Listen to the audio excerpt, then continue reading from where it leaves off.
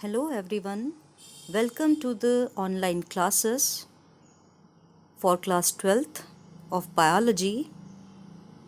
Today we will take up chapter 8, Human Health and Diseases, part 5. The subtopics that we will cover today are commonly abused drugs, their sources and effects.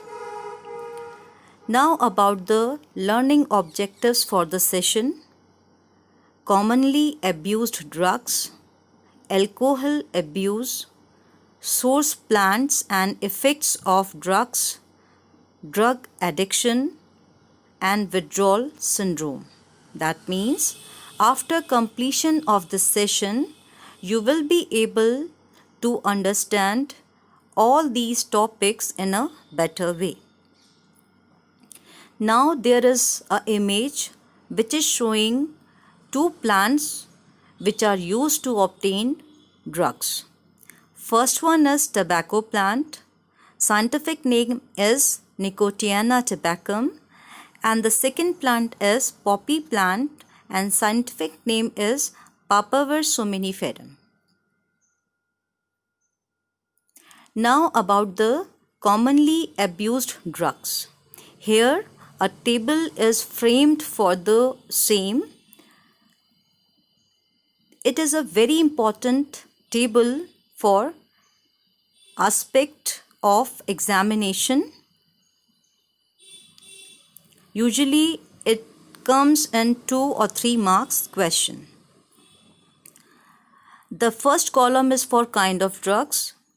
Second is affected body part. Third is the effect on body, and the last is for sources. Let's start with the first kind of drug, that is opioid. These are the drugs which bind to opioid receptors in the central nervous system and gastrointestinal tract. Examples are morphine and heroin. Morphine is obtained from the latex of poppy plant. It is a sedative and painkiller and used to reduce pain after surgery.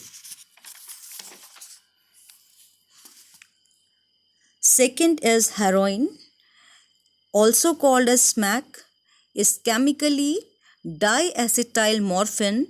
It is a bitter, white, odorless crystalline compound obtained by acetylation of morphine. Heroin is generally taken by snorting and injection. It is a depressant and slows down the body functions. Second category of commonly abused drug is cannabinoids. These are a group of chemicals which interact with cannabinoid receptors present mainly in the brain. Natural cannabinoids are obtained from the inflorescence of cannabis sativa.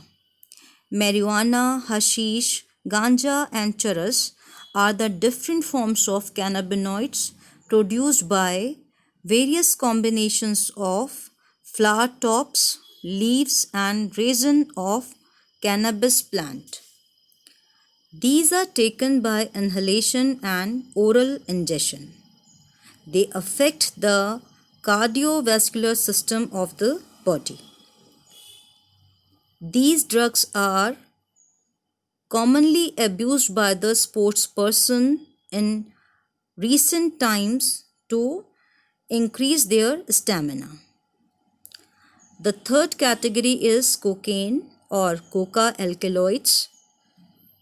It is commonly called as coke or crack and obtained from erythroxylon coca. Cocaine interferes with the transport of neurotransmitter dopamine. It is usually taken by smoking. It has a potential stimulating action on the central nervous system and produces a sense of euphoria and increased energy. Even excessive dosage causes hallucinations.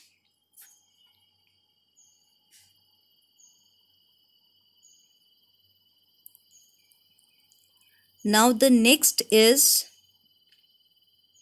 hallucinogens. These are the products from plants like Atropa belladonna and Dhatura species, which are hallucinogenic in nature. It affects the central nervous system. Lysergic acid diethylamide, that is LSD, is obtained from a fungus. Next category is tobacco. Tobacco is usually chewed or smoked or used as snuff. It contains mainly nicotine, which is a stimulant and toxin. Nicotine stimulates the adrenal gland to release adrenaline and noradrenaline, which increases the blood pressure and heart rate. Smoking of tobacco increases the chances of lung cancer, bronchitis, coronary heart diseases, cancer of throat, gastric ulcer, cancer of urinary bladder, etc. Smoking of tobacco also increases the carbon monoxide content of blood and reduces the concentration of heme-bound oxygen, thus causing oxygen deficiency in the body. Chewing tobacco causes oral cancer.